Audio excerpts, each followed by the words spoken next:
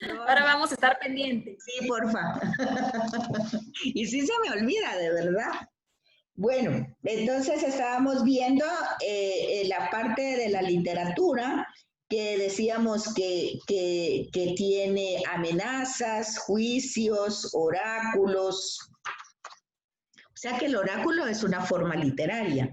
Luego tenemos advertencias, amenazas en el contenido, la doxología que decíamos, discursos, todo eso va, y luego termina con el epílogo. Aquí tenemos el mensaje teológico en el libro, estamos hablando del libro, la justicia de Dios y el día del Señor, aunque fíjense que aquí el día del Señor podría ser un tema que tiene que ver con el Nuevo Testamento, sobre todo con Jesús, pero no lo presenta directamente como relacionado.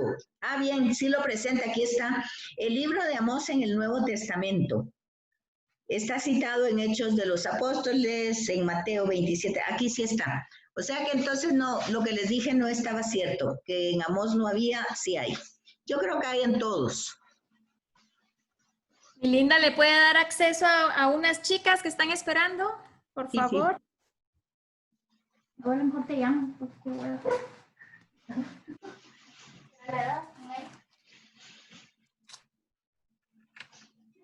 Yo creo que ya entraron todos, ¿o no?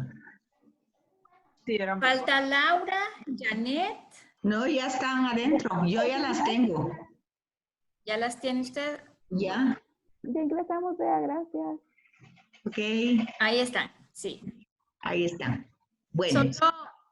Solo Betsy, disculpe, no entiendo qué es oráculo. Lo he tratado de buscar, pero cuando el concepto no lo entiendo. Perfecto. Ahorita le digo. Bien. Ahorita lo tenemos aquí. Porque menciona mucho el oráculo del Señor. Ajá.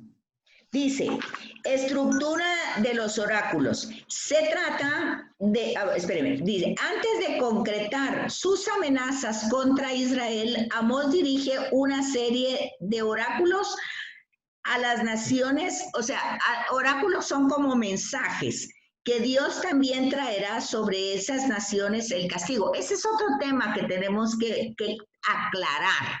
El tema del castigo es un tema muy importante en el Antiguo Testamento porque eso, no comprendiéndolo bien,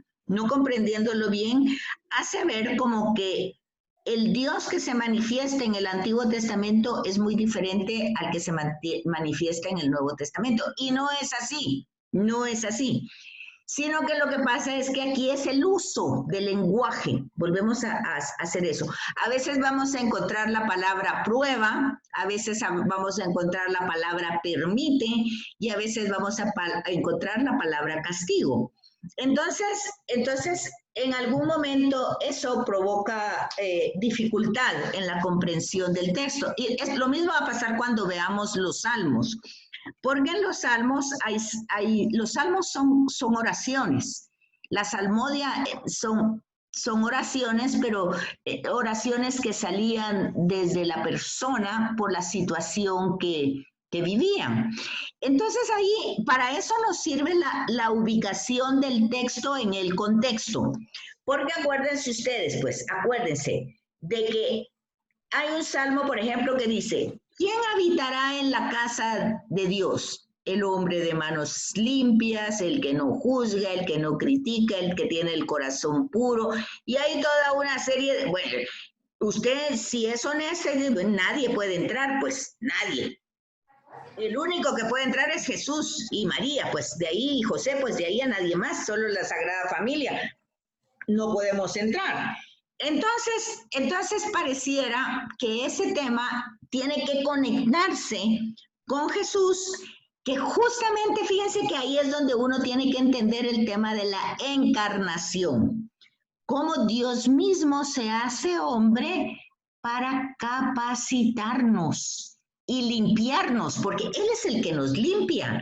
Eso se llama la gracia de Dios. Él es el que nos limpia, Él es el que nos justifica, Él es el que nos dignifica ante Dios. Él es el que lo hace. No son nuestros méritos y no son nuestras acciones. Entonces, cuando nosotros encontramos aquí ¿qué es un oráculo? Que era lo que decía Beatriz. Bueno, primero, son como fórmulas que empiezan con una introducción característica y luego habla a la nación que va dirigida y le denuncia sus pecados. O sea, podríamos decir entonces que un oráculo es una estructura literaria.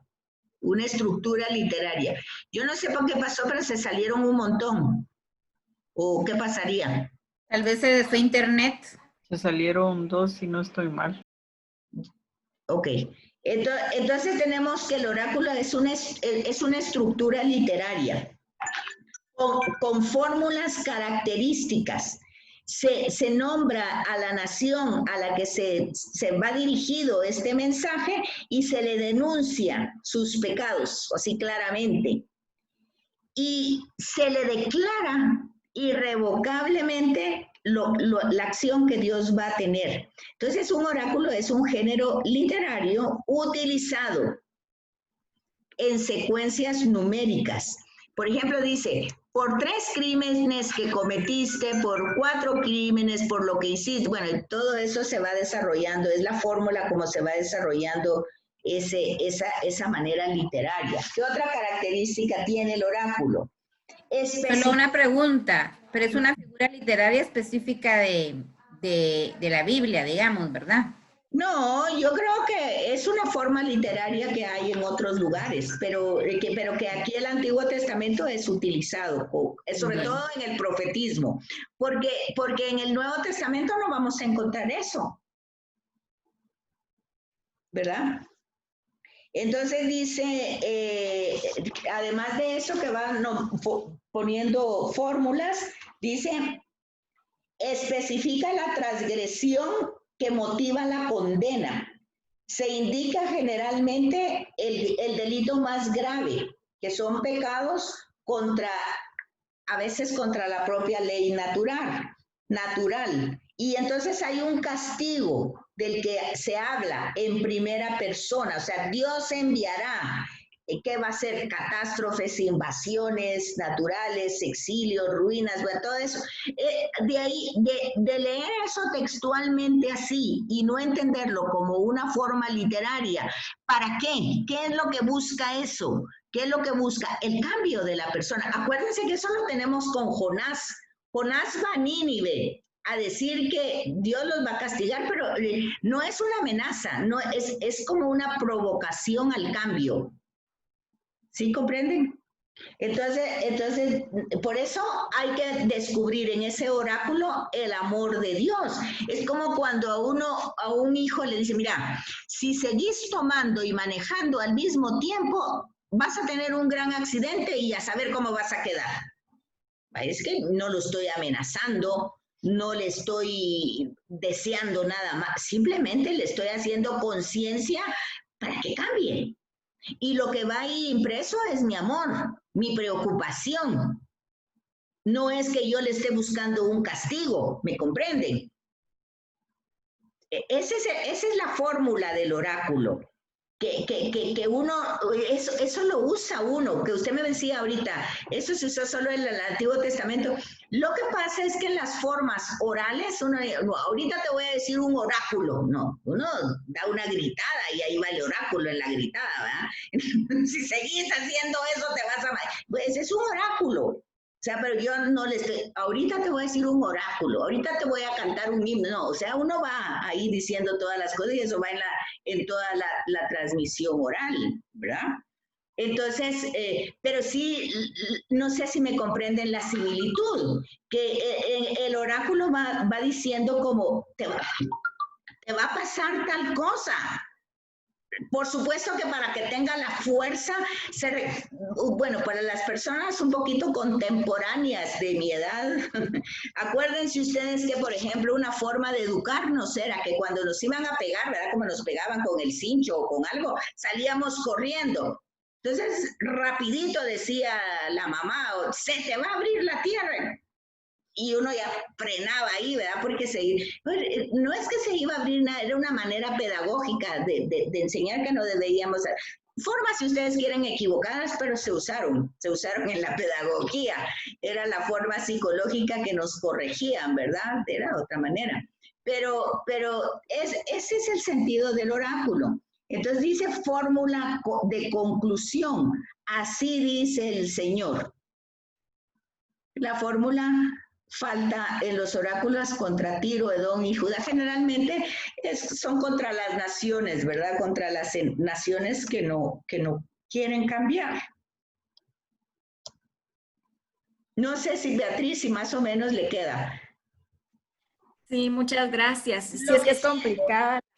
Lo que sí es que es una forma literaria, pero al escribirlo es una forma literaria, pero cuando nosotros hablamos la utilizamos, pero no la utilizamos diciendo, pues así como le digo, oráculo del Señor. No, nosotros lo decimos en forma corrida, ¿verdad? Pero sí lo utilizamos eso, sobre todo con nuestros hijos, con la gente que queremos, utilizamos esa manera. Y entonces oráculo lo ha entendido la gente como una, ¿cómo dijera yo? ¿Cuál es la palabra? Como una, algo que se predice, como una predicción. Pero se dan cuenta ustedes que no lleva, que así lo puede entender la gente, como una predicción, pero no es una predicción, es la consecuencia lógica de lo que estamos haciendo mal, que va a tener consecuencias que nos van a llevar al mal. O sea, fácilmente, si tú estás haciendo alianza con ese imperio, lo más seguro es que ese imperio tome el poder y te tenga a ti como un esclavo. Dígase eso de una nación y dígase eso de una persona. Cuando uno hace una amistad por interés y uno está sometido a lo que quiere, ¿termina esclavizado o no? Entonces, eso sí, sigue funcionando para hoy y no son castigos, sino que depende de cómo usted lo lea, pero si usted entiende que lo que es el oráculo es una forma literaria que tiene una estructura. Por ejemplo, ustedes van a encontrar también, ahí no dice, esta es una forma literaria del anuncio. No, pero ustedes van a encontrar que hay una literatura que se llama anuncio. ¿Y qué es? Pues el anuncio que van a ser un personaje importante y tiene una estructura. Hay un enviado de Dios que lleva un mensaje importante. En el Nuevo Testamento lo vemos con María, lo vemos con José, lo vemos con Zacarías. Ahí está. Es una estructura. En el Antiguo Testamento lo vemos con Samuel, por ejemplo. Lo vemos también con otros personajes, vemos ese anuncio. Lo que significa es, van a ser un personaje muy importante. Entonces, ya en el Nuevo Testamento sabemos que el personaje importante que van a ser es Juan el Bautista y Jesús. Uno que es el precursor, que anuncia, y el otro, pues, que es el mero mero, que es Jesús, ¿verdad? Ahora desen cuenta ustedes cómo el precursor que anuncia a Jesús, en un momento cuando ve actuar a Jesús, le dirá, bueno, ¿eres tú el que estábamos esperando o tenemos que esperar a otro? Vean ustedes eso, qué interesante, ¿verdad? Entonces uno dentro de la forma literaria tiene que ir encontrando el hilo conductor del mensaje, porque Jesús no dice sí yo soy, dice vayan y díganle a Juan lo que ven y lo que oyen. ¿Por qué dice eso? Porque ya en el Antiguo Testamento los profetas han anunciado cómo va a actuar el profeta, qué va a hacer y qué va a decir. Por eso Jesús recurre a esa respuesta. Vayan y díganle a Juan lo que ven y lo que oyen. Y él va a sacar la deducción si Jesús es o no es el esperado. Pero para eso tienen que estar en contacto con los profetas que decían, que anunciaban cómo iba a ser el Mesías y cómo iba a restaurar a las naciones. Si ustedes se fijaron en el Evangelio del domingo, era eso, que pareciera, si la gente lo lee así, literalmente como está ahí, la gente se queda asustada. Nunca había visto a Jesús tan grosero, actuando con esa pobre cananea. Y no se le da de comer a los perros, no se le da el pan de los hijos a los perros. Y uno dice, ¿pero qué te pasó, Jesús? ¿Qué pasó ahí? ¿Qué ya me confundí? Pero no, es una forma, ahí tiene que entender uno el contexto histórico. Los judíos llamaban a todos los que no eran judíos, los llamaban gentiles, los llamaban paganos, y eran vistos de una manera que era despreciable. Y entonces aquí vemos cómo Jesús en primer momento llega al pueblo judío, porque era a donde va, así lo dice él en ese mensaje. Yo vine al pueblo de Israel. Sí, pero el pueblo de Israel no lo recibió, no lo entendió, no lo aceptó. Entonces aquí es donde ustedes ven que lo que está, pero la gente no se fija en eso porque se quedó tan choqueada con la respuesta primera que le dio Jesús, que ya ni se enteró de que le dice, qué grande es tu fe. Acuérdense que el domingo anterior le había dicho a Pedro, que quiso caminar en el agua, que le dijo, hombre de poca fe, y eso que era su apóstol, su seguidor, todo lo que ustedes quieran, y le dijo, hombre de poca fe, ¿por qué dudaste? Y ahora con esta cananea, que ya nos quedamos tan asustados por lo que dijo primero de los perritos y del pan, que ya no oímos la gran noticia. ¡Qué fe tan grande! Ni en Israel. Ahí está el mensaje. ¿Se fijan? Pero ya nos quedamos choqueados con la primera parte y ya no llegamos a la otra parte.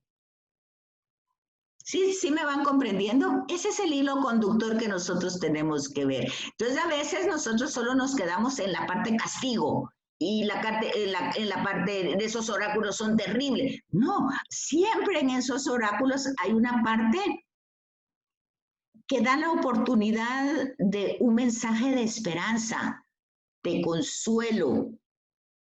Pero tenemos que entrar a esa parte, no quedarnos. Y un poco reflexionar y decir, bueno, sí tenemos que cambiar, realmente tenemos que cambiar, porque si no las consecuencias van a ser terribles.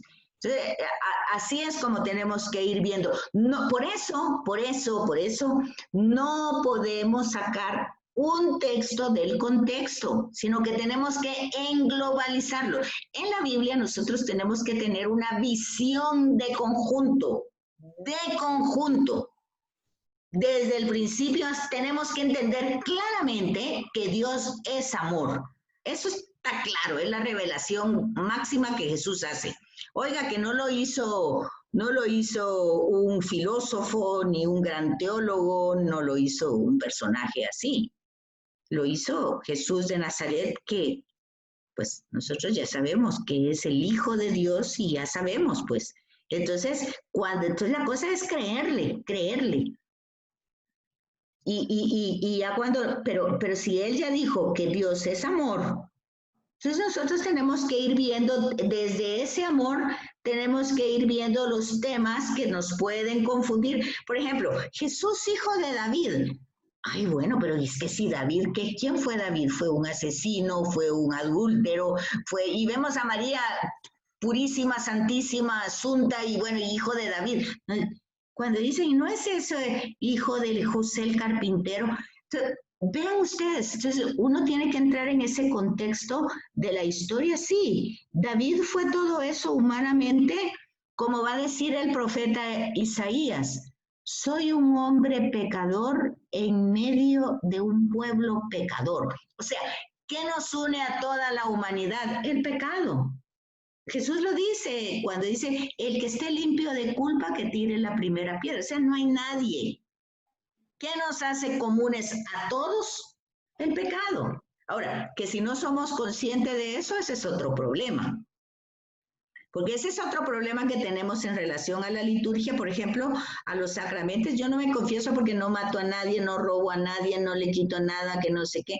Entonces yo no hago nada. Entonces ya nos van a poner en los altares porque no somos pecadores, pero entonces no tiene sentido el yo pecador del principio de la misa. Vean, por eso tenemos que tener una visión de conjunto. No podemos ir una partecita aquí y una parte que aquí me gustó y otra que aquí no me gusta. No se puede.